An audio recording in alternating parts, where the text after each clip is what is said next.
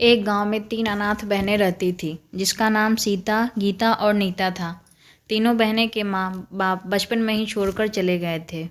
तीनों बहनें में सीता सबसे बड़ी बहन थी। सीता बहुत ही समझदार लड़की थी। सीता तीनों बहनों का पालन पोषण घर घर जाकर काम करके करती थी। उसे काम करके जो पैसे मिलते थे, उसी से सीता का घर चलता था। एक बात सही थी कि तीनों बहनें के पास माँ बाप की एक निशानी घर थी। उसी घर में तीनों बहनें एक साथ रहते थे। सीता एक दिन विमला आंटी के घर से काम करके लौट रही थी। तभी राशन दुकान वाला लाला सीता को पकड़ लेता है। लाला सीता से कहता है, अरे ओ सीता, कहाँ जा रही है? सीता बोलती है, लाला छोड़ो मेरा हाथ, मैं घर जा रही हूँ। तो लाला कहता है, मैं छोड़ दूंगा तुम्हें। तुम जो राशन ले गई हो और अपनी बहन के इलाज के लिए जो पैसे मुझसे ली थी, वो कब मुझे वापस दे रही हो? बहुत दिनों से तुमसे मांग रहा हूँ, फिर भी नहीं दे रही हो। सीता बोलती है, लाला मैं तुम्हारे पैसे जल्दी ही लौटा दूंगी, थोड़े दिन और दे दो मुझे। लाला कहता है, सीता अगर तुमने सारे पैसे 2 दिन के अंदर वापस नहीं किए तो तुम्हारी दोनों बहनों को अपने साथ लेकर चला जाऊंगा। सीता फिर अपने घर आ गई और तो देखी घर में कुछ भी खाना बनाने के लिए कुछ भी नहीं है। सीता अब लाला के दुकान पर राशन लाने के लिए भी नहीं जा सकती थी, क्योंकि लाला का पैसा पहले से ही सीता के पास बकाया था। सीता अब दोनों बहनों को बोलती है, ये लो बहन, पानी पी लो, क्योंकि मैं तुम्हें कुछ भी नहीं खिला पाऊंगी, घर में कुछ भी नहीं है, पानी पीकर ही दोनों सो जाओ। गीता तो समझदार थी, इसलिए वो पानी पी ली और बोली अपनी बहन से, दीदी हमें भूख नहीं लगी हुई है, आप चिंता मत करो। लेकिन नीता, सीता की छोटी बहन को भूख बर्दाश्त नहीं हो रहा था।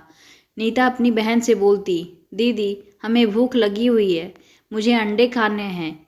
सीता गुस्से में बोलती है, नीता घर में खाने तो कुछ नहीं है और तुम मुझसे अंडा मांग रही हो, कहाँ से दूँ मैं तुम्हें अंडा?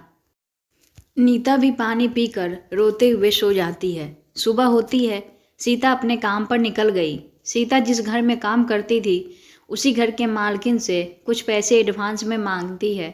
सीता बोलती है, मैडम मुझे कुछ पैसे दीजिए एडवांस में, मेरे घर में कुछ भी खाने को नहीं है और 2 दिन से मेरी छोटी बहन भूखी है।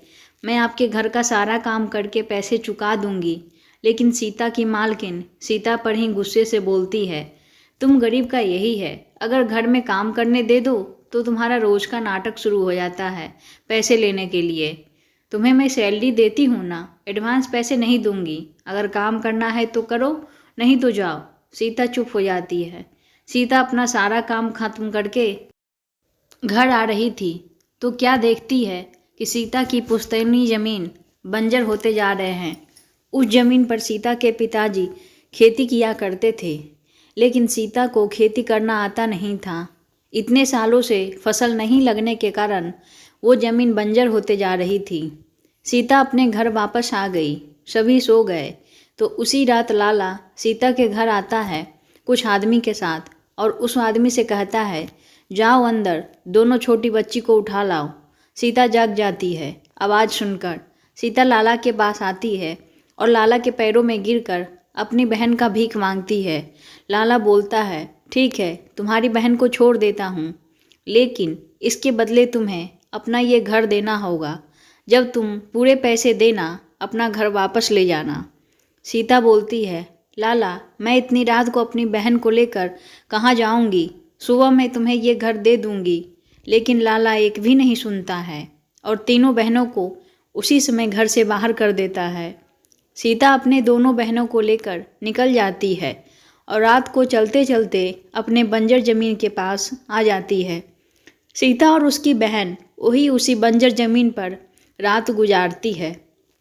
सुबह होते ही सीता अपनी बहन गीता से बोलती है, बहन तुम नीता का ध्यान रखना, मैं अभी काम करके आती हूँ, जल्दी ही आ जाऊँगी, तो हम लोग रहने का कुछ करेंगे।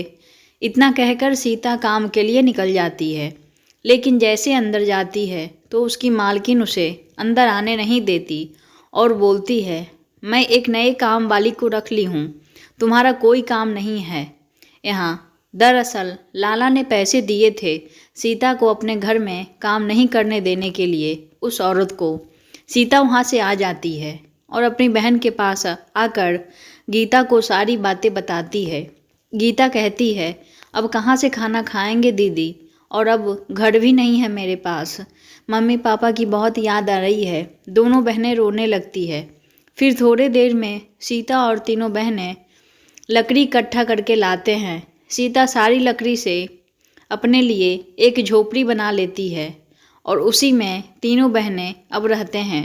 सीता दोनों बहनों के लिए परेशान रहती और झोपड़ी से बाहर निकलकर उस बंजर जमीन पर हाथ रखकर कहती है, पिताजी, इतना बड़ा ज़मीन रहते हुए भी कोई काम नहीं आ रहा है।